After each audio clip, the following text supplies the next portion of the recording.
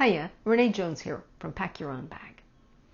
Every season has its foods, and summer screams for ice cream and picnic foods and barbecue fare.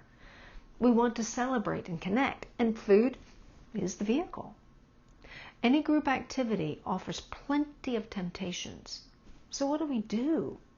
Well, first, enjoy the food rather than overindulging. Overindulging brings along those feelings of remorse and guilt and maybe some shame. And who wants that kind of wet blanket at a picnic? If you're going to have the foods you so love, take the time to chew, savor, and enjoy them. Because when we allow ourselves to experience each bite, we seldom need to overindulge. And bonus, there's no wraparound guilt. At any meal where there are many choices, survey the options first. Rather than mindlessly filling your plate as you always have, look at all the foods and consider how you feel. Marie Kondo that thing.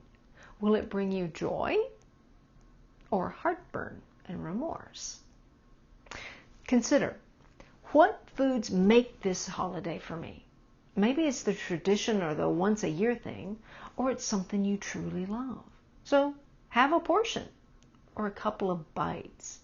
We only actually taste the first 3 bites of anything before our sensors that are our taste buds begin to fade. And I wonder if that's why we taste something and we really like it, so we eat it faster, as if trying to capture the flavors before they're gone.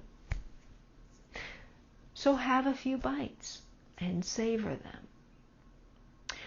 What are the flavors that make that connection? When I lived in Wales, I introduced a friend to several foods that are really common in Texas and parts of the United States, but they're kind of unusual there, or were. Things like sweet potatoes and pumpkin pie and carrot cake or persimmons.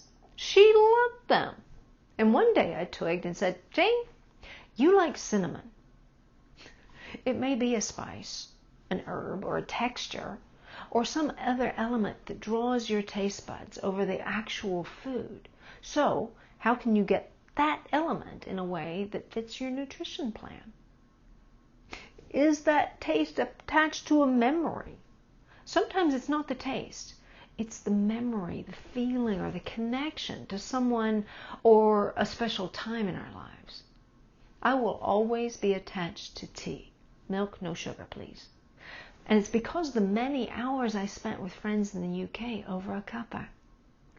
Keeping my hands warm probably sealed the deal at the time, but there we are. Thankfully, it fits my plan. But when it doesn't, like maybe the copious amounts of peanut butter I ate, looking for the love and encouragement that my grandmother once gave me, then we make adjustments. Taste the foods once again. And take your time. Chew slowly and assess the flavor. Is it still that good? Maybe your tastes have changed. And be ready, because this could be a shock.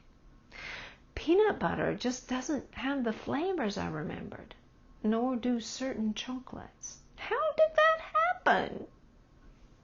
But if you do still love them, enjoy them.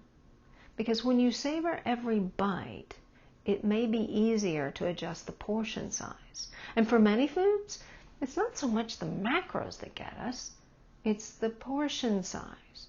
So consider the 3-bite rule, or maybe just taking 50 or 75% of what you have in the past. You can always go back for more if you're not satisfied. But most of all, enjoy your friends and family. Engage in the conversations and the stories and the games, and connect with those you love and care about. Because that's truly the point, isn't it? All the best.